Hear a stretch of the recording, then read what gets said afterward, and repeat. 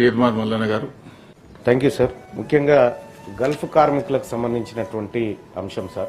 లక్షలాది మంది కార్మికులు ఇటు నిజామాబాదు, కరీంనగర్, ఆదిలాబాదు, జగిత్యాల, కోరుట్ల నుంచి గల్ఫ్ ప్రాంతంలో కార్మికులుగా పనిచేస్తా ఉన్నారు సార్. ఉపాధి కోసం అక్కడికి వలసపోయినటువంటి వాళ్ళు ఉన్నారు. సో అక్కడ గల్ఫ్ కార్మికులు చేస్తున్నటువంటి క్రమంలో 2024-25 ఈ కాలంలో దాదాపు 1600 మంది గల్ఫ్ కార్మికులు చనిపోయినట్టుగా రికార్డులు చెప్తా ఉన్నాయి. అంతకంటే ముందు కూడా చాలా మంది వలస కార్మికులు చనిపోయినారు సార్. సో వాళ్ళ డెడ్ బాడీలు ఇక్కడికి రావడానికి కూడా ఎలాంటి సోర్స్ లేక నేను మొన్న వెళ్తే సార్ 13 రోజులైంది సార్. అక్కడ డెడ్ బాడీ ఉంది. ఇంకా ఈ డెడ్ బాడీ ఇక్కడికి ఇండియాకి వచ్చే పరిస్థితి లేదు సార్.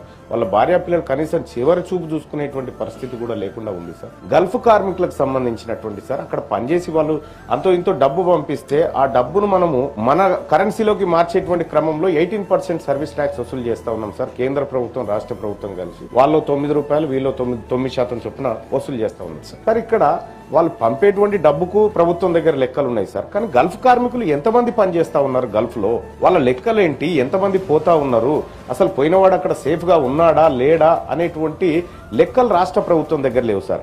ఇటీవల కాలంలో రాష్ట్ర ప్రభుత్వం సార్ 8.5 కోట్ల రూపాయలు చనిపోయినటువంటి గల్ఫ్ కార్మికుల కుటుంబాలకు 5 లక్షల చొప్పున సాయం చేస్తున్నట్టుగా ప్రభుత్వం చెప్పింది సార్. కొన్ని చోట్ల జగిత్యాలలో దాదాపుగా 51 మందికి చేసారు సార్. అది వాస్తవం కూడా. కానీ సార్ ఇక్కడ గల్ఫ్ కార్మికుడు అక్కడ భద్రతతో బతకడానికి రాష్ట్ర ప్రభుత్వం తీసుకుంటున్నటువంటి చర్యలు ఏంటి అనేటి కొంత ప్రభుత్వం తెలియజేయాలి సార్. ఎందుకంటే ఇక్కడ వాళ్ళు పంపే డబ్బుకు లెక్క ఉన్నప్పుడు అక్కడ వాళ్ళు పనిచేస్తున్న ప్రాణానికి కూడా ఒక లెక్క ఉండాలి సార్.